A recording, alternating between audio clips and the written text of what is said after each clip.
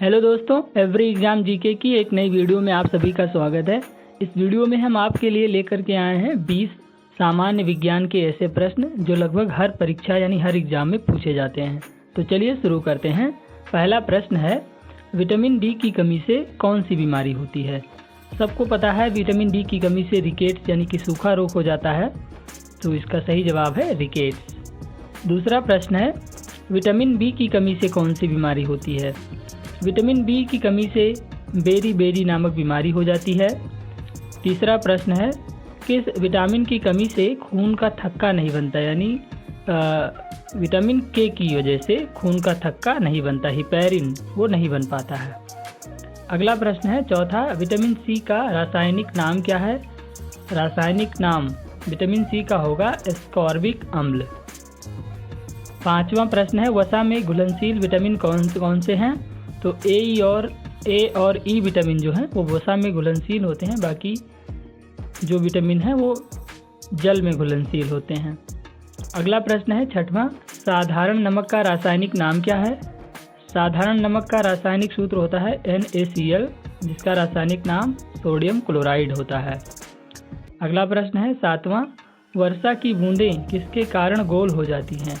तो ये पृष्ठ तनाव के कारण गोल हो जाती हैं, सरफेस टेंशन, जिसके कारण वर्षा की बूंदें गोल हो जाती हैं।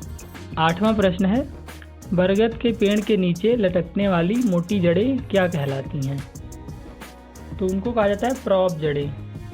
नौवां क्वेश्चन है यहाँ पर, मैडम क्यूरी ने किस अयस्क से रेडियम प्राप्त किया था? तो चिप ब्लेंड जो अयस्क थी उसी से उन्होंने रेडियम प्राप्त किया था। 10वां प्रश्न है, मोतियाबिंद से शरीर का कौन सा अंग प्रभावित होता है? तो ये सबको मालूम है कि आँख जो है मोतियाबिंद से प्रभावित होती है। अब हम देखते हैं अगला पार्ट 2 इसका।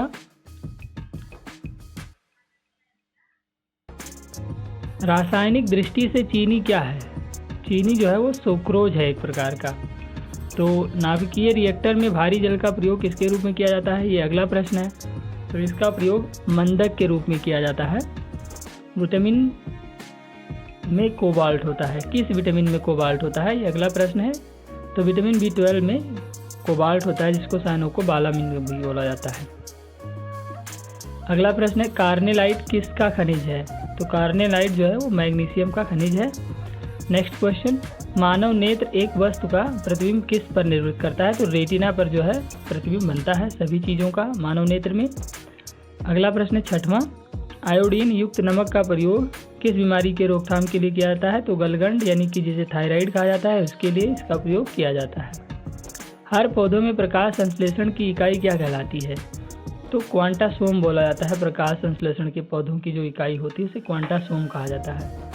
8वां प्रश्न है, प्रोटीन किस गैस का प्रमुख यौगिक है? तो नाइट्रोजन जो है उसी का ये प्रमुख यौगिक है। नाइट्रोजन के अमीनो अम्लों के टूटने से प्रोटीन का निर्माण होता है। अगला क्वेश्चन है, विद्युत का सबसे अच्छा चालक क्या है? तो चांदी जो है, एल्यूमिनियम का मतलब तो तांबा होता है, यानी कि चांदी सबसे अच्छा चालक होता है। 10वां और अंतिम प्रश्न है, स्टेनलेस स्टील किन धातुओं के मिश्रित करके बनाई जाती है? तो क्रोमियम, लोहा तथा निकेल इन धातुओं से मिश्रित करके स्टेनलेस स्टील बनाई जाती है। सो फ्रेंड्स, इस वीडियो में हमने सामान्य विज्ञान के 20 प्रश्नों को डिस्कस किया जो बहुत ही इंपॉर्टेंट थे। इसी तरीके की वीडियो का नोटिफिकेशन पाने के लिए आप हमारा चैनल सब्सक्राइब जरूर करिए। Thank you for watching this video.